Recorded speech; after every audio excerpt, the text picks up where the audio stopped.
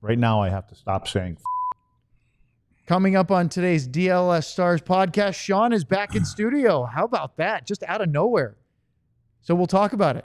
And more importantly, the Stars are up against it. 3-1 down in the series in the conference final. We have a lot to get to, so let's get at it here. The DLLS Stars podcast starts right now. Get ready, boys.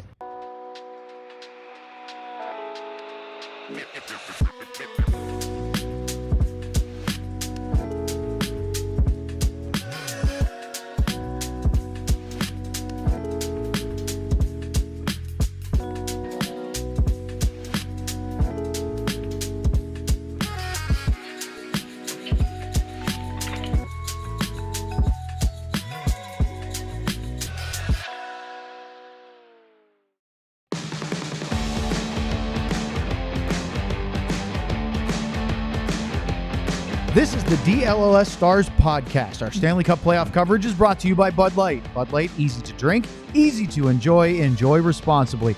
And by Happiest Hour, your home base and the best place to catch the NHL playoffs and cheer on the Dallas Stars. Just steps away from the AAC, the ultimate spot with 50-plus beers and 40-plus TVs for all the big moments every single game day. Happiest Hour, your favorite spot for the Stanley Cup playoffs. And before we welcome in the entire crew, a sudden $36 Die Hard summer flash sale has arrived.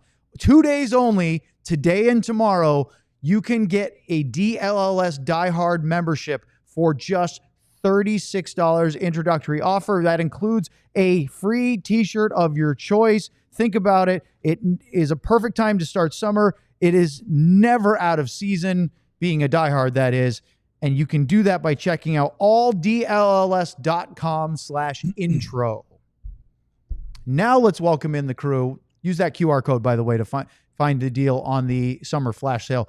Welcome in both Craig Ludwig and, not totally to us, but maybe to you, surprise in-studio guest / non-guest, because he's part of the show, John Shapiro is here. And, of course, our producer, John Andersen, who was getting mad love on the All-City National Hockey Podcast, What Chaos, this morning. And, of course, they then were saying negative things about the Boston Bruins. So both things can be true. Tough time to be a Bruins fan. It is. I flew through Denver today. Did you? And I made it here in one piece. What are you on saying? the same day of my travels. So What are you saying? I don't know. Okay. It's not that difficult. It can happen. It can be uneventful. Well, we are a little silly and having fun, but guess what? Who's not having fun right now? The Dallas Stars. Yeah. Right? They're down 3-1 after losing Game 4 last night, and we have a lot to get to in this, but I think we need to lead with the big news of the morning, and that comes straight from the mouth of Chris Knobloch, the GM, or not GM, the head coach of the Edmonton Oilers, as he spoke to the press before they made their trip to Dallas today. Zach's season's most likely done. He's getting surgery today, and it'll be a while, so we're not expecting him back for the playoffs. Is it a wrist, a shoulder? It's his, I'll just leave it upper body, yes. Okay. There you have it. Zach Hyman, most likely, there's a qualifier in there, done for the playoffs after suffering a apparent wrist injury. They didn't say there, Sean, but we found out that it is indeed wrist surgery that he had against Mason Marchman's collision in the first period last night. I think we all saw it too, right? Like we all saw it go right through the arm. We saw him shake his hand. I mean, doesn't take a rocket scientist to figure out where the injured impact was on that one. I guess I just wondered, Luds, that if it might have been his shoulder just coming through the contact. We actually have the screenshots of this. Luds, as you watch us going through that, the Marchment coming in on I think it's the defensive blue line for the Oilers, and as he comes and makes contact here, what are you seeing? Well, I was able to watch it a little bit better live this morning again because I actually forgot about. I knew he left, and that's about it. I originally thought it looked like he got him, and you could knock a shoulder out, like if you come through that part of the body. And then when you see that he drops his stick, and I mean, then you can tell that he's obviously in distress at that point. But the way he went off the ice and started to grab for underneath the shoulder that I thought, well, it could be the forearm. I really didn't know 100% at that time what it was, but you could tell by his reaction right away. Players know, athletes know when something's wrong. And, a lot of people, you break something, you get sick to your stomach, but there's different things that different people go through. And I had a few of them, and you just kind of immediately go, something just didn't happen right on that play. John, can you go to the second to last image of that as he's going through the boards? I don't know if you can see it real well on the still frame, but he is completely avoiding anything with that right arm. It was hanging kind of limp. Even when he walked through the tunnel, he had his arm over here. Yes. So that's why it was hard to tell in that moment whether it was his wrist which we have heard reporting that it was a broken wrist, right, Sean? Yeah. So whether he was holding his arm for support or if he was trying to keep the shoulder from moving. But okay, so that's the initial news is we found out this morning that he's having surgery today. Now the question is, what is the impact? Luds, I'll start with you. Zach Hyman's a huge part of their team. Chris Knobloch said this morning that he called him a 70 goal scorer based on the regular season and playoffs he had last year. They do have depth. I thought Corey Perry stepped up into his spot last night and looked pretty effective, but Zach Hyman's physical play, which we spent a lot of time talking about this series, is not something that you can just pick up and drop in a Jeff Skinner, for example, and he's going to play that way. I think back to an old school guy that I played with as a teammate, Claude Lemieux. Like, he goes to the front of the net. He doesn't care about taking hits. He doesn't care about what happens. He pays the price to score goals. He's leading all playoff players in hits this year. So he's going to be missed. There's no question. And I think for Draisaitl and especially McDavid, they know that he lives on that goal line. And so they do their thing, and they can get the pucks over there, and somehow he gets his skate on it, gets a stick on it. I would venture to say then in his career, even going back to Toronto, like, you think about all the goals that he has scored in his career, my guess is going to be there 70 to 80% of them are within 2 to 3 feet of the goal line. I mean, that's where he makes his living off of. That's how he got the big contract. I think he got $6 million at 5 years or something like that to go from, I think, Toronto to this place. And it was a perfect guy for these guys. Yeah. So, will it be hard to replace? Yeah, it'll be hard to replace for him. But if you look at the way that their team is playing, they got a Corey Perry there. They got they've got guys that live in that area of the ice. Unfortunately for Dallas, they live in both areas of the ice in front of both goals. Sean, do you think if you're an Edmonton Oilers fan that they're concerned right now for this series, or you think they're already looking beyond? Or both? I don't think Edmonton – I don't know about the fan perspective. Right. I mean, I'm sure there's definitely a fan – there's probably part of fans that are already looking at booking their tickets to Florida for game 3 and 4 of that series. So I'm sure from a fan perspective there's there. But from an Edmonton team perspective, I think this is what happened. We got to remember what happened last year to Edmonton in the Stanley Cup final. They were the team that was down 3-0 and then came all the way back to force a game 7 and lost. So like there's a very easy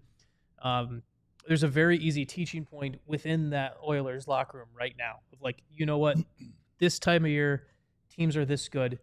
We may be up. We may be a win away from winning this series and advancing, but we did the same thing to Florida. They were up 3-0. We came back and forced game 7. So there's definitely, I don't think Edmonton's going to take Dallas lightly at all. There's also, the Oilers are also, this is a very good team. They've got, mentioned the Corey Perrys. We've mentioned they've got some of those scrappier veteran guys around that group as well to like add to their traditional leadership core. So anyone who thinks that, oh my God, the Stars might catch the Oilers off guard in game 5 is completely fooling themselves, I think. Well, they are injured, and there's another part of the availability this morning that I clipped. It's very short, but here's Chris Knobloch updating you on Connor Brown's status.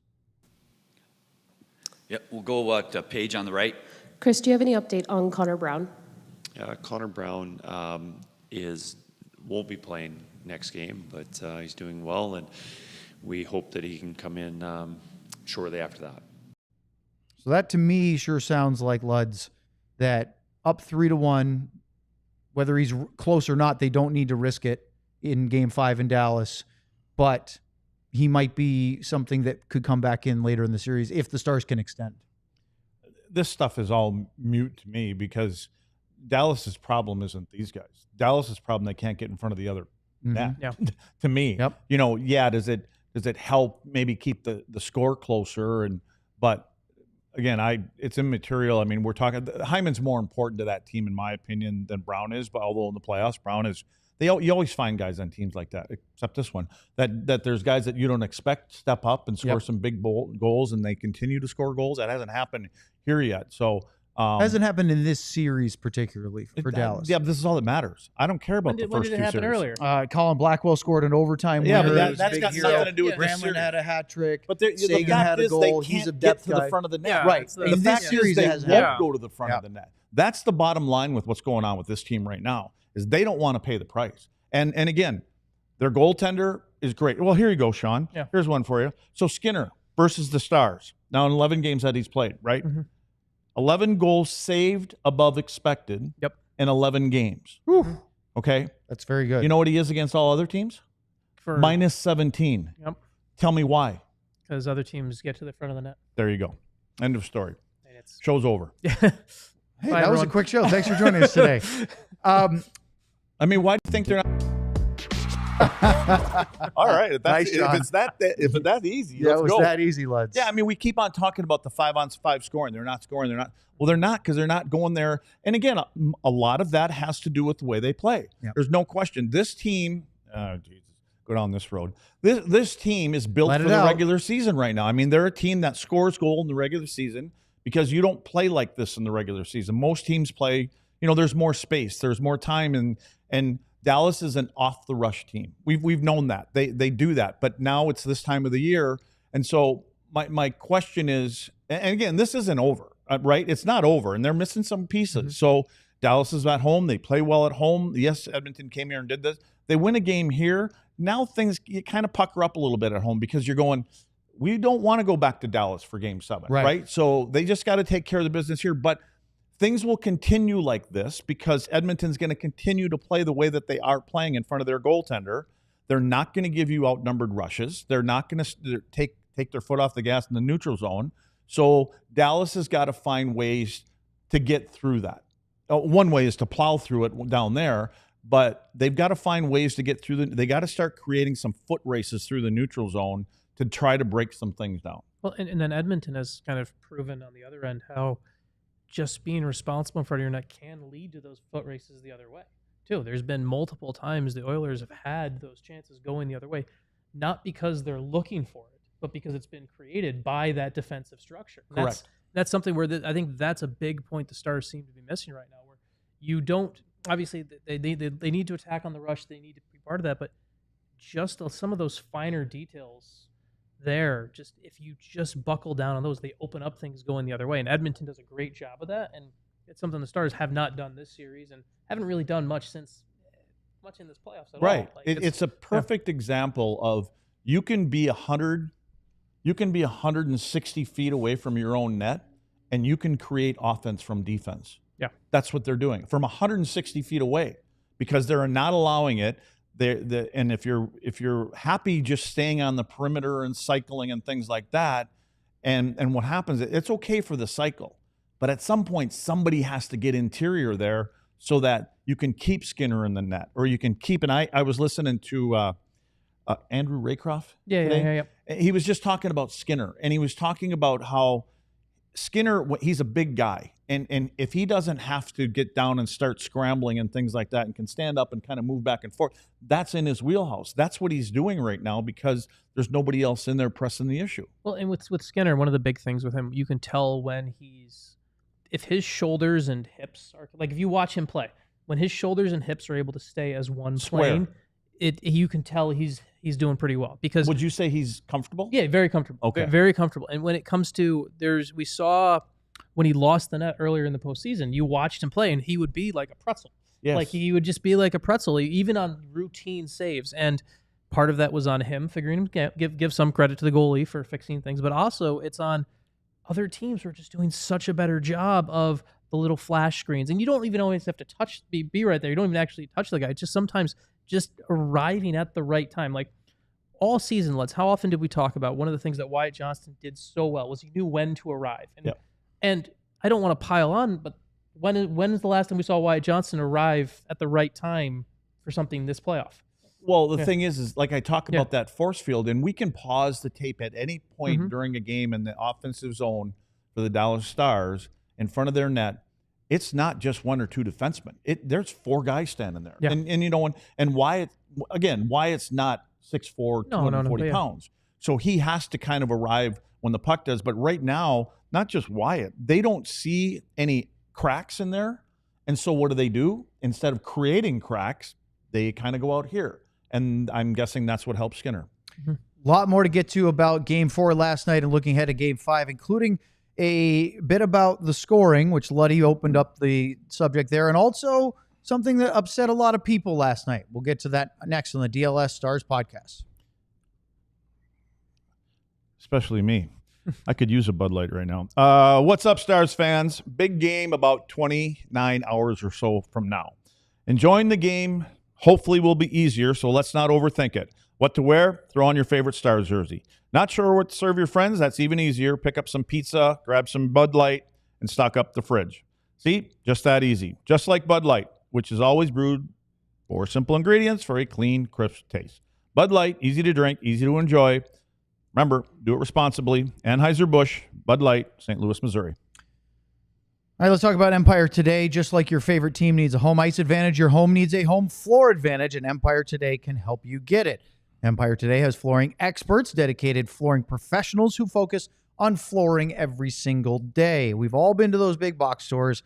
You wander endless aisles, then somehow you're hauling all these materials home, trying to fit them in your car. If you don't have room, then you're looking for an installer, coordinating everything yourself. It can be a kind of a hassle. Well, Empire Today has flooring experts that those big box stores don't have, because maybe their helper is in flooring today. They were in sinks yesterday and stocking light bulbs. Nothing wrong with a couple of light bulbs, but all Empire does is flooring. They live and breathe it, and they will be with you every step of the way. And they bring that showroom right to your house. We're talking pick the right flooring and the right colors for your space. See how it looks with your furniture in your house. You get precise measurements. Have all your questions answered so there are no surprises. You get clear upfront and inclusive pricing so that you know exactly what you're doing, plus schedule an installation as soon as the next day. Schedule a free in-home estimate today, because some things are just better at home. DLLS listeners can receive a $350 discount when using the promo code DLLS. Yes, you heard right. A $350 discount with code DLLS. Restrictions apply. Visit EmpireToday/DLLS for details. All right. Before we get back into the scoring issues that Lud started to talk about, I want to bring up another thing that happened last night that ruffled some feathers, but apparently not the right ones or enough of them. And what am I talking about? Well, Evan Bouchard, the Oilers offensive defenseman, got a little lick in on Roope Hintz in the first period. Remember, Roope missed Game 3 after suffering that injury in the second game it was Game 2 at home with the slash to Darnell Nurse. And so... Slash from Darnell Nurse. Yeah, sorry, excuse me. Nurse slashed him on the foot. He left, did not return. It was a 2-minute minor. There was some discussions about should it be more. Well, Hintz was back in the lineup in Game 4. And during the first period, Bouchard did this that drew a lot of ire from Stars fans. As he comes through, he, away from the play, just slashes right on the injured foot. And there are a couple things that stand out there. Lud's one for you was who was in the screen but didn't react. Nobody reacted. But my problem is, the first thing I said, make sure number 53 is in the picture here. And then, well, did he see it? He's looking right at it. He did nothing. Look at Bouchard. He doesn't even turn his head. He's not even worried about anybody coming back after him. Not only that, they're probably about 30 feet from the Stars bench. Nobody stands up. Nobody does anything. That's your number one centerman. That's the guy that everybody's been talking about. What are we going to do if he's not in the lineup? Well, he came back and played. He played hurt. And then this guy does that to that guy, and there's no response. To me, that sums up a lot, because we've talked a lot during the year, and we hear it from Sam. This is such a close team. They love each other and all this other stuff. Really? I mean, seriously. Like, I can only go back to our day. If this would have happened to Mo, obviously, if it would have happened to Keener and Mo standing there or Zuby standing there, they're jumping in on that guy. Yeah. There's nothing here. There's no response. Like, I go back and I looked and I thought, well, let's see. Darnell Nurse in the 6-1 game that Dallas lost. Nurse is out there all the time. Has there been a response to Nurse at all? Nothing. No. Not even guys finishing checks on him. And so they wonder why they can't get to the front of the net when they can't even take care of one of their own. It bothers me so much. And I go, okay, well then maybe you have to kind of rethink about how you assemble your team. And again, it's great to have all these great players because they're talking about, man, they have so much talent. They have so much talent. Well, other teams are, making it past these rounds, and it's not all about having these guys that can play off the rush. They got guys that care about each other and guys that are willing to go to war for each other. I don't see that right now. I haven't seen it in the playoffs yet. I don't even know if I've seen it. Here's what I said this morning to someone. I dress Brendan Smith. I don't care who you take out of the lineup. Brendan Smith, even though he hasn't played for months, I guarantee he'll go do something with one of those guys. And he won't be stupid about it. He won't put his team down for 2 minutes or 5 minutes, or whatever it may be. He'll pick the right time. But it shouldn't have to be him. Leon Bischel's out there. Petro's out there. Can we show the Matt Duchene one? So this is it's in the third period. You can see it's a couple minutes into the game. Here comes Bouchard. This is the one that tapped your number one centerman on the skate, right? So behind him is Matt Duchene. Stick check. In front of him is Petro. Nothing. That's the guy right there. I mean, he literally he delivered himself on a platter to you, and you responded with nothing. So, and don't think that other team isn't feeding off of this. They're going, these guys aren't going to respond. They haven't done anything yet. They're not worried about anything.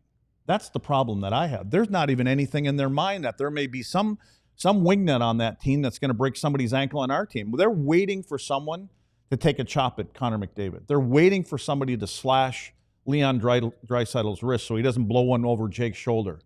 That's not happening. When's the last time you've watched a playoff series that didn't include the Stars where Connor McDavid wasn't frustrated?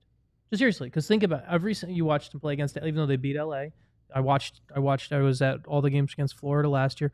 Connor McDavid is used to people slashing him, giving all this stuff behind the play. It is something that is part of Connor McDavid's MO life. That he has to deal with all the time. Yeah. And this series, it must be really nice. He's waking up each morning thinking, You go like this. Yeah. Like it's Nope, nothing it's, hurts. Yeah, it's the whole. My back is fine. Like nobody's chopped me in the ankle. I feel great. It's just been it's kind of baffling because you see even other teams that Edmonton's beaten. It's McDavid wasn't scoring goals, and now that he was still getting chances, but he has had a much easier life waking up each morning because the Stars aren't doing anything. I went through and I tried to find it, and I know there's a website for NHL fights. You know what I mean? Yeah. I typed in Evan Bouchard's name. I don't even know if I'm on the right one. Nothing came up. I don't know if you're afraid of him dropping. I've never seen him fight. Yeah. So I don't know if you're afraid of that. But even if that's the case, somebody's got to make a statement. Now, it could be too late. But I'm not saying it is. But this is something that could have been done in the game after. You can find your spots to kind of make Darnell be. And again, I look at when Nurse had the puck in his own zone and he's coming into the corner and there's somebody near him that's just turning, Nurse would make the pass. And Nurse is not a guy that really carries the puck a lot. He gets it and he moves it. He's that kind of guy. But there's guys that are a couple feet. You can still finish them. You can still go in there and make some kind of statement. But there's not a guy on that team that's worried about anything right now. And the other issue with the Stars and how they handle things is, and it's kind of been a self-fulfilling prophecy on things, Jamie was always the person who handled it. And that was the case. And that was when there was times where Jamie was basically Brad Marchand without the mouth, right? Like he handled that. And because of how good his play was, he could hurt you both ways. And there were times where you didn't want him to take himself off the ice to be the enforcer because he was so important to their offensive game. Yeah. To follow up on what Sean's saying, they didn't want to wake Jamie up. No one wanted to wake Jamie up. And you didn't want to wake Darian Hatcher. Like if he's going through a game and just kind of doing this kind of stuff, don't do anything. Just let him sleep. And now Jamie, and it kind of became this kind of self-fulfilling prophecy where if Jamie Benn is the police officer, right? Yeah. Well, as the police officer gets older and he has less of a shift, and you never bring in a second lieutenant to ever help, all of a sudden it becomes, okay, Jamie's old and tired handling this stuff, and there's never been, so it becomes this entire burden on Jamie to handle it, which is probably it's unfair to Jamie when it comes to that respect, and it's just. You have an entire team that we know they will follow, and we know they say they love each other, and they're this close team, and they'll follow Jamie to the end of the earth. But they're all waiting for Jamie to do something. Right. And somebody else has to be the person willing to stand up and say something. You know what? Maybe we help our captain here. Maybe we do this because because Jamie's never going to be the guy who's going to go call guys out in the locker room. That's not his style. He's never going to go and say, hey, I need you guys to go pick this up. That's something where the rest of the team, because of how Jamie operates and everything like that, it's become his aura has almost stopped other players from doing it. And it's a tough spot to figure out because you don't want to and that's something where that's both roster construction, how the coach tells them to play. There's never been the message from someone else to be, hey, you know what? Yep. You need to go. We need someone else to go step up this. And it can't be, you're right, Brendan Smith will be the one person who would do it on this roster. And he's, And this doesn't mean that in the first 5 minutes you go out and slash somebody. The last thing you want to do is put these guys on the power play and close your own coffin, 10 minutes into the game. You still want to be able to get to the next round. But and then even, and I will go this far, even if you get into the third period and you're up by 3 goals tomorrow night, it does nothing to start a fight tomorrow night. No. It's too late. Right. In my opinion. It doesn't really do anything because they're just going to sit there and go, we're not fighting you. We got bigger things coming up in a week from now. So, well, think about this just from a Edmonton perspective. They're thinking at some point Mattias Ekholm is going to re-enter this series. If you're Edmonton, you're looking at the Stars aren't doing anything to us physically at all. All of a sudden, we have more of a window of opportunity to play Mattias Ekholm than we probably wouldn't have, and right? let him get into the game a and little all bit. And all of a sudden, Edmonton, it starts to look like more like an opportunity because the Stars' lack of physicality, the lack of doing anything else, it becomes now Edmonton sees a window and an opportunity where, well, geez, because in Edmonton's mind, like I said, they're obviously not overlooking the Stars, but they're also definitely thinking of, we're going to have to deal with Florida's forecheck in 3 to 4 games, depending on how soon it is. And we probably don't want Mattias Ekholm's first game to be Matthew Tkachuk coming right into a corner. Now, if you were playing Vegas, if Edmonton's playing Vegas and it's 3-1 and the same scenario, they're probably going, nah, let's not do that. Let's hold them, because there's 3 or 4 guys over there. We don't know what, they're just going to say, oh yeah, well, I guess we're not going to the finals. Well, that guy's not going to the finals either then. That still is part of this game. Yeah. There was a comment made this morning. I was listening to Elliot Friedman talk about the Bouchard slash. And he said that there was he reported that Jamie Benn wasn't happy with it. So they're clearly aware of it, right? Like, what does that mean? What does that mean? I don't know. What does that mean? Right, I don't know. But what I'm saying is that it's not as though this team didn't see it. You were talking about Wyatt didn't see it. I told you. But hold on. I'm getting somewhere. It happened in the first period. Okay. You watch video coaches. Yeah. You know that all this is.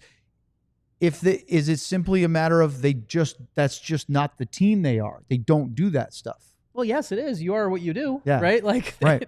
Or what you don't. Yeah. Right. So is it unreasonable to expect that from a team that hasn't shown that they do that? There's 2 ways to answer this. One, okay, this is right in their personality of things, but it's also if you want to be taken seriously as a team that is trying to win the 16 games as opposed to winning what they have 9 right now and trying to win 10 tomorrow night. These are the things that have been the difference for part of the minuscule difference for teams that have got those 16 games. So yes, it's okay to expect that if a team says if you're trying to be a cup contender. Yep. So okay. You get a reputation of a team that not pushing back. Yeah. And so I think sometimes teams feel like, hey, listen, they got a lot of skilled guys there.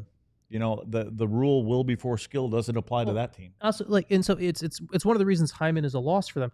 Zach Hyman leads the playoff in hits, yep. right? We talk all about Zach Hyman getting to the net front and scoring goals in the tough areas, but he leads the playoff in hits. And I know hits aren't the greatest stat. A lot of it is you have to not have the puck to get a lot of hits, but we go and say like, oh well, you can have both. Zach Hyman is literal proof that you can have both. That you're guys who you can play physical and you can be an offensive threat at the same time. And every team that is a contender in the offseason are sitting there going, I want Hyman on my team. Oh yeah, I want Tkachuk on my team. I'm going to give Sam Bennett $10 million to be on my team because he's a good player, but there's an element to him that you need. You want Brad Bouchard Marchand on your team. I mean, just because of what he brings at the playoffs at the proper time of the season. A lot more to talk about the Stars' offensive struggles next here on the DLS Stars Podcast.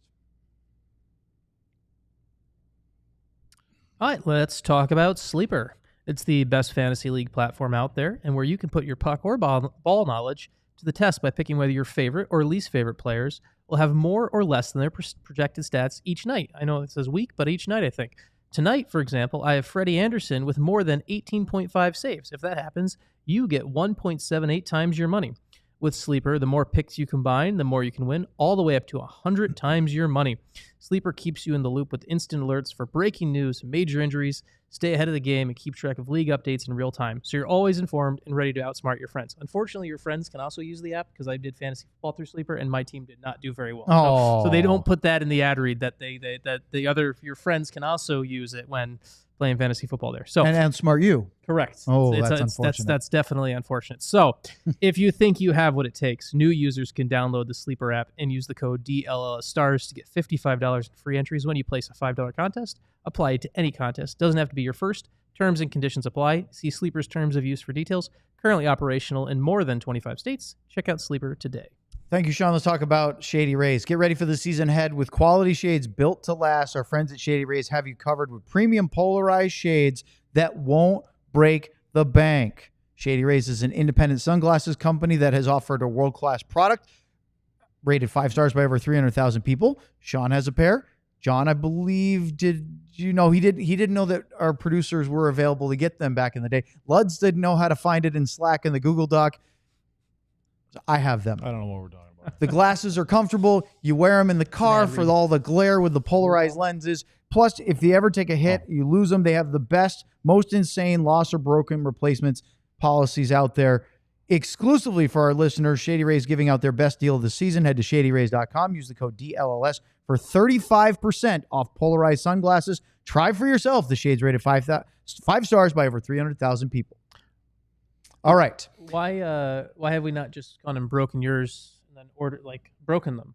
Then because don't do this on camera. What are you doing? No. I'm just trying to help Bloods out. No. Off camera. I'm not even listening. I was worried. I just saw a courier come in with a package, and I hope it wasn't a warrant. You know how you got to sign for them kind of things? And I see John over there signing. You have been served. I was just going to say. I'm told that this you see my name on that. No. This is every warrant for your arrest dating back to like 1988 or whenever you arrived in Dallas. They just decided to hold off and do them all in one. Just one a big package. Pile. Okay. We were talking about struggling to score, which is a big deal for the Stars. They haven't been able to get the puck past Stuart Skinner with any kind of regularity. They haven't played with the lead at all. And their power play at times has been good, but other times has gone really quiet in this series. Obviously, game one, it was really good. They got a power play goal last night. Interesting that Pete DeBoer said a couple of times last night, we needed our penalty kill, which has gotten us to this point. We needed a kill from them, and they didn't get that. They had 2 power play goals against. To me, that was certainly notable. But let's talk about the scoring for a minute. John, I'd like to start with the Tyler Seguin comment because he was asked about their first period in Game 4, how many shot attempts they had, yet they didn't have any goals. And I thought it was an interesting back and forth. About the first, you guys generated 39 shot attempts in that first period. Other than Was it 39? Other than putting the puck in the net, I guess is how there many? anything else you can do? I mean, how many of those probably hit the net too, though? I mean, I feel like we missed the net a lot. I felt like I missed the net quite a bit too. So there's just there's still things to do better. Obviously, getting shots is great. Hit the puck, hit the net a bit more. Get guys in front of their goalie a bit more. Bear down a bit more. And then Mikko Rantanen during his availability, I could have clipped every answer. He was very straightforward. He's also pretty honest and upfront interview guy, which is for a superstar is always nice because he gets the microphone shoved in his face an awful lot. But here's Mikko after Game 4 talking about not hitting the net enough. Is there a sense that you're trying to be maybe too perfect with your shots? There was a lot of missed shots in that first period, especially. Maybe, yeah. I don't know. Maybe it's just, yeah, it's important to hit the net, try to get the rebound even or something like that. So maybe we'll just all try to a little bit relax with the puck, and maybe we're trying to shoot even too hard, and trying too much maybe offensively, So, but yeah, it's got to relax a little bit. I thought that was an interesting comment. Are they trying so hard to score that it's actually hurting their game offensively? If they're trying harder to score, they get to throw the net. What does that mean? What do you mean they're trying too hard to score? That's what he just said. If they were trying what does to, that mean? Are they trying to be too perfect with their shots because they're struggling to score, that they miss the net because their windows? They're missing the net because they're not getting inside anybody. Yeah. Like, it's old. It's not about where they're aiming. We lost Luds to his phone already. It's not about where they're aiming. No, I'm shots. reading what I texted somebody this morning. I said, oh boy, no 5-on-5 scoring because you need to go to uncomfortable places. Right. Start doing uncomfortable things and things may change. There you go, Mikko. Start doing some uncomfortable things. You agree? He's 6'4", 230 pounds, and you're an awesome player, but you're not afraid of the front of the net. He sets up on the outside, right? Think about the shots that he's taken. He's had a couple great shots, right? But there's nobody in front of the goaltender, so Skinner just stands up at 6'5" or whatever he is. He's and he pretty puts them clear on. with it, yes. And where is Mikko shooting, John? Where does he usually shoot on Skinner? High glove. High glove, yep. I mean, I know that. Yeah. I mean, how many times do we see it? Yeah. Like Skinner's like, okay, I'm going to hold it right here, but I know it's going right here. Like, but again, Skinner can see it. Yeah. Well, it's the whole, like, are you trying to be too perfect with your shots? If there's no traffic, And a lot of times when there's five guys or four guys in front of the net, there's really no place to shoot. Yeah. Maybe you got to sift a couple in there because you have 2 or 3 guys in there and create some chaos. Well, he was asked about the lack of production in this series individually, personal frustration after Game 4. This was what Mikko's answer was for that. I hope they are. How frustrated are you, Mikko? I know you put a lot of demands on yourself from your own expectations, but just that it's not going in for you right now. Yeah, it's try to help the team, and haven't been able to do it as much this series as would be needed to win games, and so try to reset myself too tomorrow and try to find some keys to get a bounce or two, and try to help to win the game. Ryan Nugent-Hopkins has 9 points in 4 games. Leon Draisaitl has 7. Connor McDavid has 7. Zach Hyman has 3, 2 goals in 1 game. Right? Those are the big guns, and of course Evan Bouchard has 5. Mikko Rantanen has not been scoring in this series, and you look at, Sean, both of you. It doesn't have to be one of you. We've talked so much about depth scoring, but it's also primary scoring. It's the big guys for your roster, not just your depth guys. The Stars need offense from whomever they can get it from, and they are just not getting it, especially in the last couple of games where they really fought the puck just trying to get it past Stuart Skinner. But the Oilers weren't getting primary scoring for a little bit. Like we talked about, one of the whole narratives was Connor McDavid. He scored 2 in Game 3, right? So but he had 3 goals in the first 16 games. That's right. Or whatever it was, right? So you have, I have a hard time, yes, Mikko Rantanen needs to be better. The entire Stars team needs to be better, but it's hard for me just from a narrative or primary scoring spot where you have a guy who literally put this team on his back for, 12 straight periods of hockey where they're not even at this spot if not for what he did. And right. So you need, and if you're going to win 16 games, because that's the goal here, there's going to be stretches where you need your depth. The Oilers the fact the Oilers are where they are, where they only had 3 goals from McDavid in 18 games, is a complete testament to the depth of their team. Yep. And that is something where, so the Stars now need their depth to do that. And then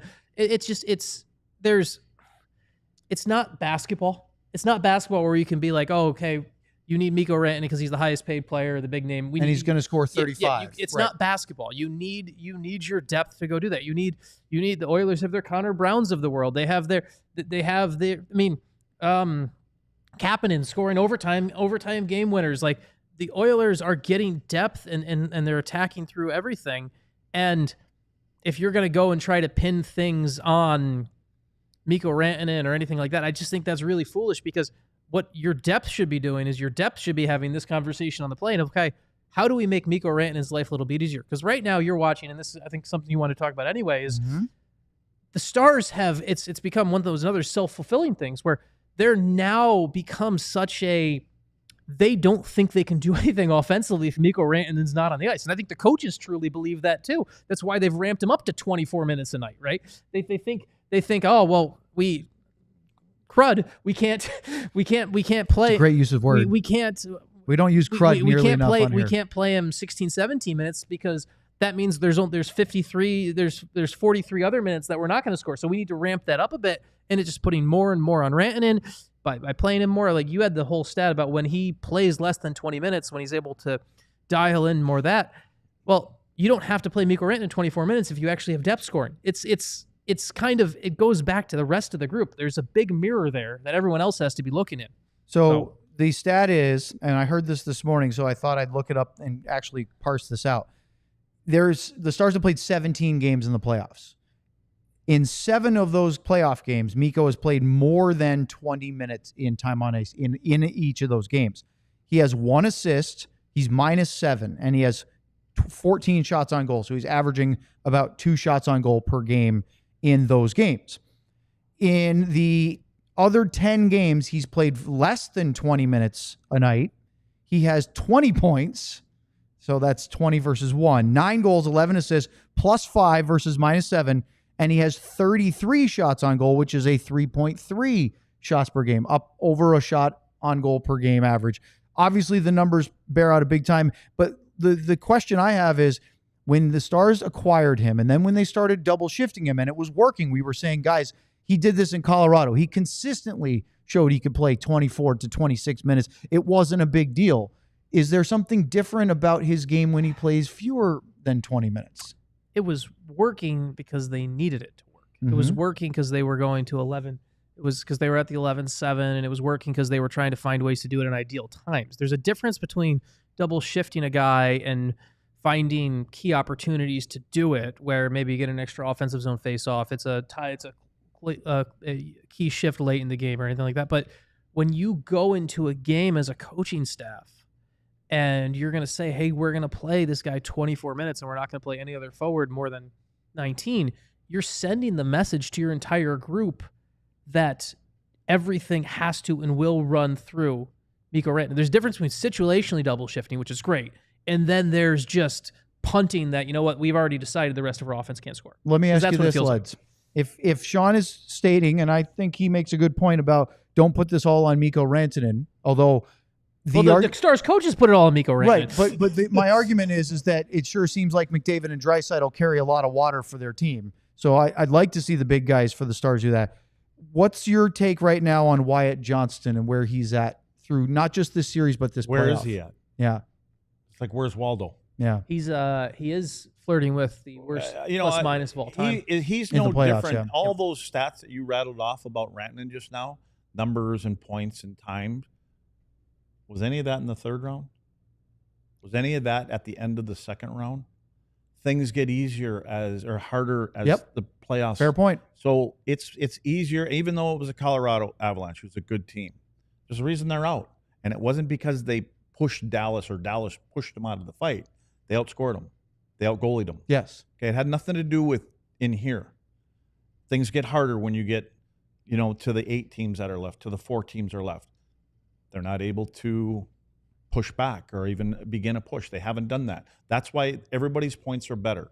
Now things are getting tighter. There's more traffic. There's more bigger bodies. There's more people that actually want to go to the finals more than you do. That's it. Interesting. I have a question I want to pose to both of you, and I guess we should do it on the other side of the break so that we don't have to get interrupted and cut Sean off after.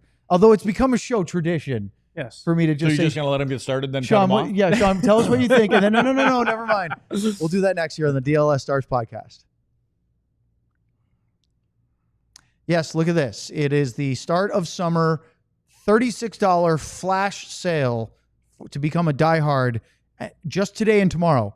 It's a 2-day, came out of the blue, and you have a great opportunity to sign up to be a DLS diehard, and that includes getting a free t-shirt of your choice with your first year annual subscription of $36. It gives you access to all of the writing that we have here on our DLS website, alldls.com. We're talking Stars, Mavs, Rangers, Cowboys. We just started a brand new Dallas Wings podcast this week.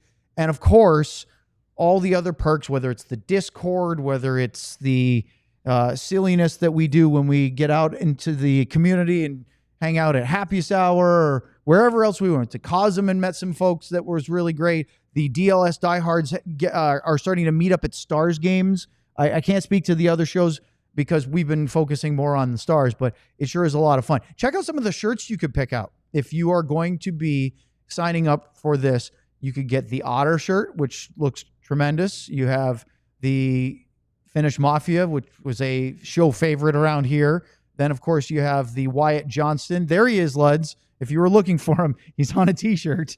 And then that's about how big he looks on the ice, too. Yeah, it's true. And then you have the Mikko finisher. You've got the Moose and the Captain. All great options if you want to take advantage of this special 2-day flash sale for what we know will be just another of the many exciting months here at DLS, because there's always something going on, whether you're a hockey fan or anything else. And Sean is putting all sorts of writing on our site. Sam is. Make sure you can read it. Sam is, Sam is enduring the travel of the Great Plains to deliver the writing for you. So go to alldls.com, use the QR code /intro to sign up today. Okay. We've talked about all that stuff. And you kind of laid out the very simple process here. I hope somebody sends all this to them. Let them listen to it. You think they will? I would love for guys to be lined up outside here that want to beat the hell out of me. You think? At least, yeah, but I'm not worried about that.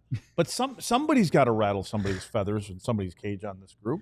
I mean, you got to have to pay the price to win, and it's not working out right now. And again, it's not over, but whatever you're doing, it's not enough. Sorry. So I know we talked about it in the post-game show. Sam reported that he could hear them sounding frustrated in the dressing room before the availability, whether it was breaking sticks or throwing some things. I don't know what it was. That's what he was saying. Would you commented on that last night? What were your thoughts about? Well, to do it during the game. Yeah. Get pissed off in the game. I mean, everybody can get pissed off after. It's easy because nobody's going to punch you. Nobody's going to fight back. Nobody's going to kind of, get in your face. Like, go do something. Go do something. Sean, you got a smirk on your face. Even if it's wrong. Playoffs are so optic. No Sam can hear. They know the media are right there. Like, Lutz knows this. There is a whole like. Are they doing theater of the mind? No, but there's a complete playbook of the message you give. Yeah. Like the whole they're so close and everything like that. Like, okay, great. Give me an example of it. Right? That you say, oh, they're here for each other. Okay, how? Yep. I don't know. I mean, that's my question to Sam because right. Sam's the one who always tells us that. So if they're that close, that's great. But like, go give me a reason for it. So all right, I can see how I know the Finnish guys, for example, they go get dinner together all the time. Cool. That means those guys are close. But you're gonna tell me how are I don't know. Give me a player. How are Roope Hintz and Ilya Lyubushkin close? I have no idea. So give me proof of that. I don't know. So let me turn it this way. They don't show it on the ice. Let's look ahead to tomorrow. Game 5. They literally do or die. They overuse the term must-win games in sports all the time. This one is, in fact, a must-win game. For one team. Mm-hmm. If they don't win, their season's over. So, and I really like what Lud said because I was thinking it as well. Carolina lost the first 3 games of the Eastern Conference Final to Florida. Everybody was writing them off, saying they're done. They had no fight, especially Game 3. I think Brind'Amour was pretty upset with their lack of compete in that 3rd game. Well, they found a way to win Game 4, and now there's a Game 5 tonight in Raleigh. And they were in Florida, and they won that game to keep their hopes alive. That's 3-0, Lutz. If the Stars can find a way, however that has to be, to win a game to keep their playoff alive, then the next step would be, which isn't important until after tomorrow night, go find a way to win a game in Edmonton. And if that happens, then suddenly you talked about puckering up. A Game 7 back in Dallas is not something the Edmonton Oilers, they're already thinking about the final against Florida, which, by the way, Florida hasn't made it through yet. I don't know about that. But let me ask you this. I don't think they What are. do you need to see happen other than obviously they have to win the game? What does the Dallas Stars have to do to keep their season alive tomorrow night? Play the tape back. You can listen to it. Everything I just said. Yeah. They've got to find a way to want to play 5-on-5, and the only way that they're going to do that is they're going to have to outwill people at the front of the other net. That end of story. You can't keep playing on the outside, and when you see traffic there, again, I said it to, who was it, KG this morning? I said, it's kind of like water, and you're out in the woods and you watch, and it rains and it's going downhill. You watch water. Water goes to the least resistant spots, right? It takes the path of least resistance. They have to reverse that because that's what they're doing now. They're playing like they do in the regular season when they come in and cycle in the corners and, you bump them back. And then all of a sudden, and all that really does is if you actually get into the offensive zone and get an opportunity and you kind of go out here and there and start to, to cycle and stuff in the corners. If there were any late guys coming back into the zone, now they're in there. So you might as well attack it now because it's too comfortable for the guy that's between the pipes right now. I have tried. And again, that doesn't mean go out and I'm not saying let's go take some penalties and let's do that. That's the last thing you want to do. But you have to show them that you're here really willing to win the hockey game and pay the price to win the game. And of course you've said this before, but Sean, they can't try to just go out there and pick apart Stuart Skinner with pretty plays. No, not at all. You can't. You have to. They might, but that's not what Lud's is saying. Formula has to be. Well, they can do that if they have outnumbered rushes. That's a little different for me. But right now, Edmonton's not allowing a lot of those. You know what I mean? They're not creating a lot of those because of what they're doing in the neutral zone. How long ago do you think it was that Edmonton was incapable of doing the kind of third period lockdown that they did in Game 4? Well, I think they learned things as they went through the playoffs last year. Yeah. And I think there was a commitment when they left there. And they knocked on the door and the door was almost open for them, right? So but they learned from losing. And they said, you know what? This is how we're going to have to be better. Should we face another team like Florida, which, there's a possibility that they will, this is what they did way better than us. Mm-hmm. And so if we ever get back there again, this is what it's all about, guys. It's different from when they were winning Stanley Cups in the 80s. The game has changed a little bit more.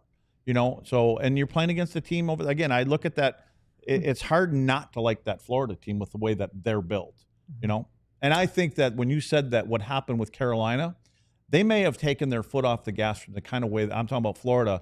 They might have been a little bit more worried about some extracurricular things, and they were more focused on getting guys back and trying to send a message that, and I would guess Paul Maurice had that conversation after that last game and said, guys, we got a little bit off track here.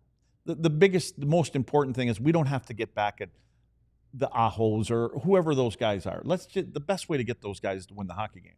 So, and again, they're obviously a good team. They know how they won a cup last year, and I'm guessing that they'll be better tonight in that neighborhood. Yeah, it's this Edmonton team lost in Game 7 last year. They were in the Stanley Cup final. They lost. They were down 3-0 too, and they lost 2-1 in Game 7 of the Stanley Cup final. So you talk about a team that look at the game that is the difference between what's the one thing missing on their biggest player's resume. It's the Stanley Cup. It's the Stanley Cup. Yep. They lost a 2-1 game. That probably sits with you all summer. For sure. You know what? This is how you win and lose. And it's you talk about what do I need to see from Dallas and everything like that.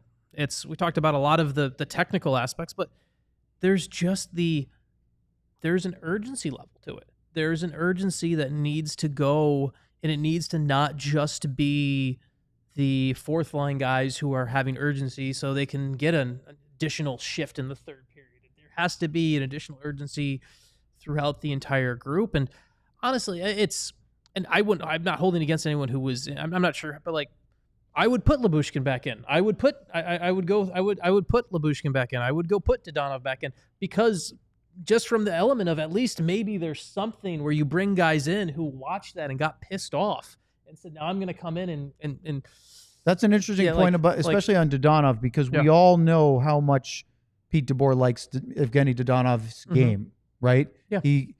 I think it says a lot that he scratched him too, as he's trying to find something to get somebody going. And I would be be not shocked. I would expect to see Dodonov back in because we talked about in the post game that fourth line that looked good in game 3 didn't in game 4 for Dallas. Based just on body of work.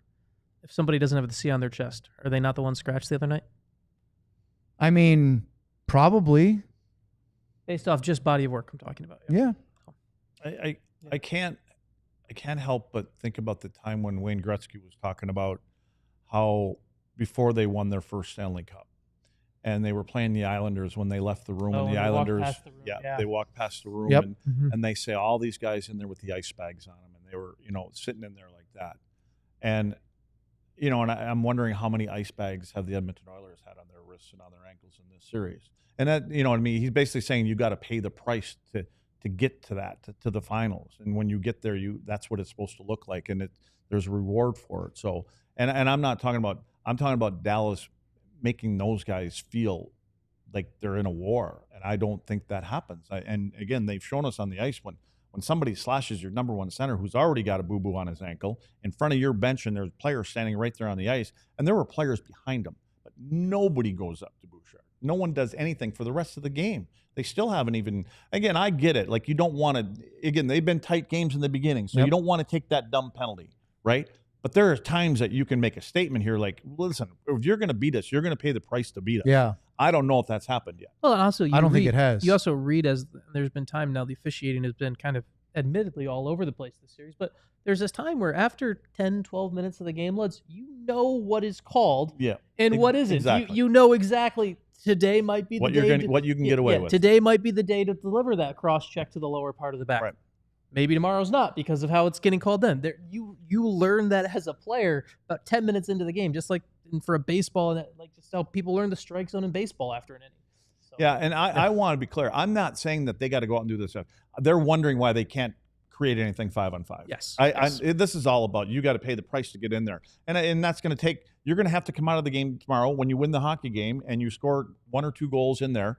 Your wrist is going to be sore, and your ankle is going to be sore, your back's going to be sore because you're going to get whacked and hacked when you're in there, but you're going to feel a lot better, and they don't hurt as much when you win the hockey game tomorrow and you get on a plane, and nobody ever wants to go to Edmonton to play. It sucks, right? I mean, the building's nice and the weather sucks and everything else, but you're going to be really happy when you can get on that plane after the game and go play another game. Let's do is it one or more super chats, John?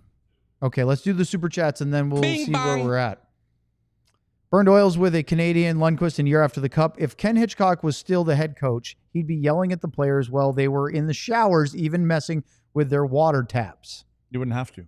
Hitch knew he didn't have to. Yep. He knew guys were handling things on their own. Next one.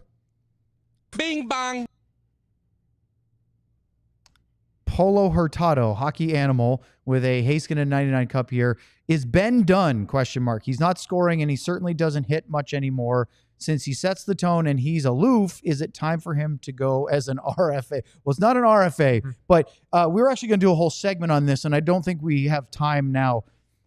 Sean, do you want to do a 60-second or less version of this? Or has he ever done 60 seconds or less? Well, I don't normally have a clock right there, and I've already cut 8 seconds. Here, I'll tell you when to go. And I'll wait till it's at 15. At 15. At 15. Go.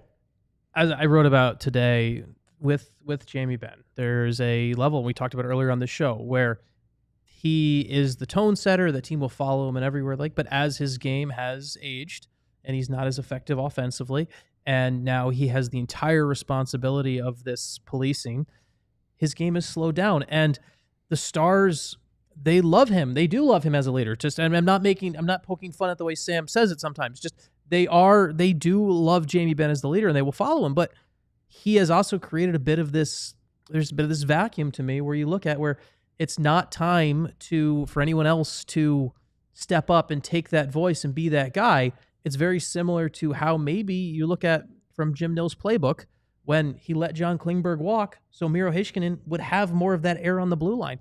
I think it's something that Jim Nill has to figure out, because he painted himself into an interesting corner back in September when he said Jamie Benn will be here as long as I'm the GM. That's the plan, and I think it's I don't know how well you can rectify that with your other line of my job is to take care of the franchise 5 years, 5 days, 5 years from now, or whatever. So it's, yeah. A conversation for us to have more in depth soon enough. Tomorrow, pregame show at 6:15 Central Time. It'll be Game 5. Sean and Sam will be reporting from American Airlines Center. Luddy and I will be in studio. Sean will be joining us here for post-game tomorrow. And, of course, we will like to thank our presenting sponsors to today's podcast, Bud Light and Happiest Hour. And I'll ask these guys tomorrow what hope they have for Game 5. For John, for Luds, for Sean, I'm Owen. Thanks for joining us today on DLLS. We all silly like the mayor.